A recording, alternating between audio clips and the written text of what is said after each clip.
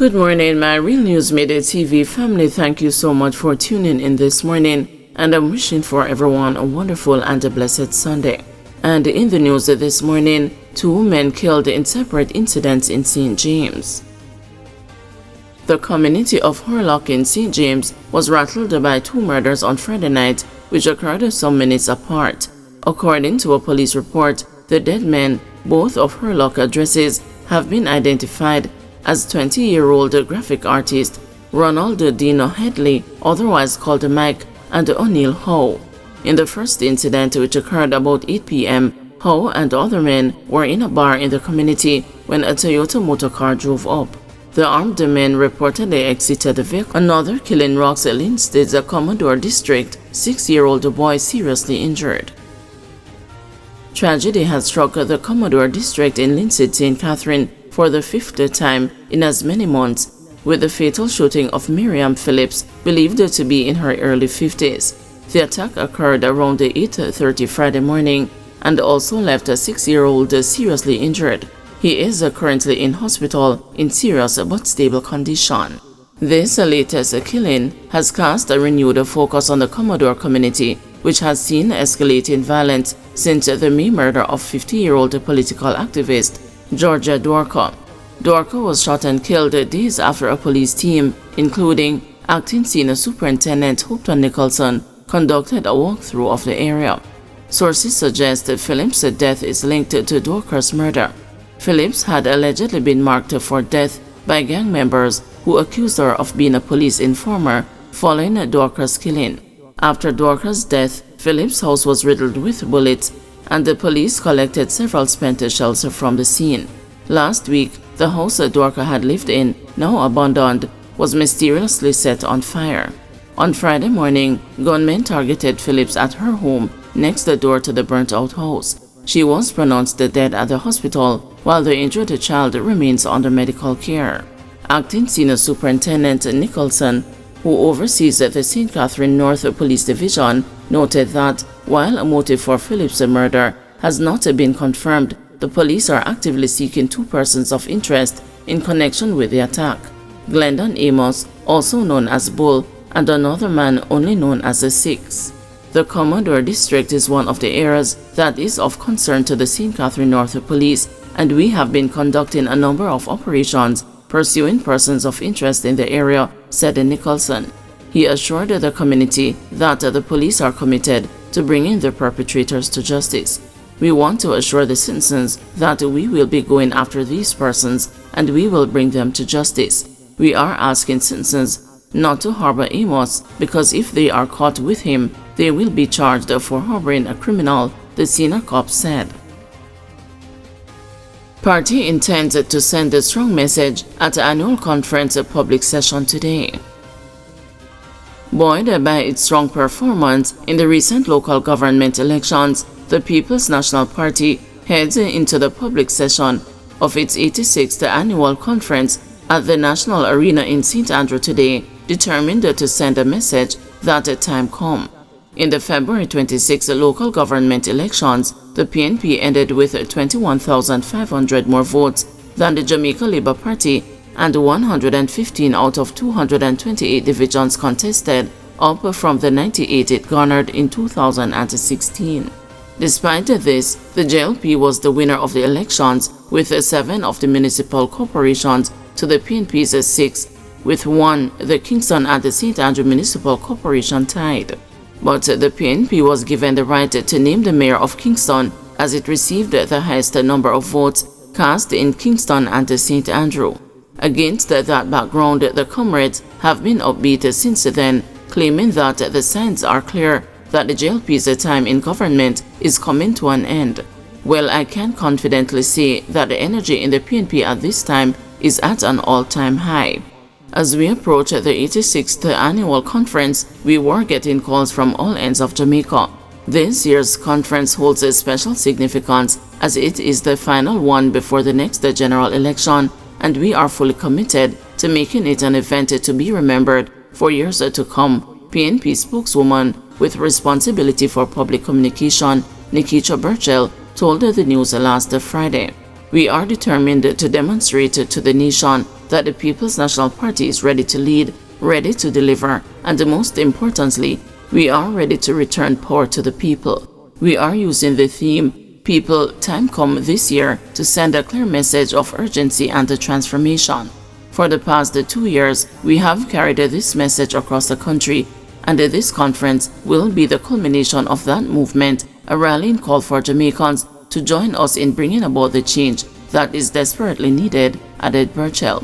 She told the news that since the conference started with private sessions last Friday, the PNP has sought to highlight its readiness to form the next government. Today, we will show the nation that the PNP is not just prepared, but poised to take back the reins of government and put the people first, she said. According to Burchell, the response from comrades has been overwhelming, with an unprecedented number of supporters eager to attend today's public session. So much so that we are facing the challenge of securing enough transportation in some of the constituencies. This renewed energy reflects a groundswell of support, even for those who have been distanced from the process in recent years, Burchell told the news. She said apart from the usual interest from the traditional media, the PNP has seen an increase in interest from social media users. The bloggers, the YouTubers, the TikTokers have extended personal requests to be a part of the show and to be given an opportunity to telegraph the experience to their viewers and listeners. This for us reflects the growing momentum and the excitement around the Conference 86, added Burchell, as she pointed out that the conference is set to be streamed on all major platforms to ensure maximum reach. PNP President Mark Golding is slated to provide the main address at the public session, with issues such as perceived corruption in the governing JLP, the failures in the education sector, the level of crime, and the low level of economic growth expected to be among the main features of his presentation. Burchell said other interesting items will be on stage at the session, which begins at 10 a.m. We have crafted a program and designed a stage that will showcase our vision for Jamaica's future. This is more than just a conference for us. We look at it as our pitch to the nation. We will introduce our candidates and lay out our plans, demonstrating that the PNP under Mark Golding is ready to lead this country with integrity, vision, and a commitment to restoring power to the people.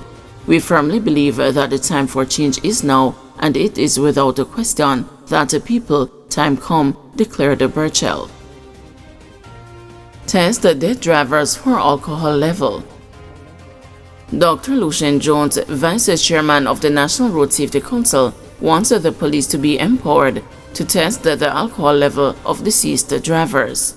Dr. Jones, commenting in the immediate aftermath of a crash in which 3 persons died in St. Andrew on Saturday morning, said testing the blood alcohol level of the driver would be helpful to understand one of the factors which might have led to the crash. He acknowledged, however, that doing this is an ethically and legally challenging step, which would require the support of the appropriate authorities, including the Ministry of Health and Wellness.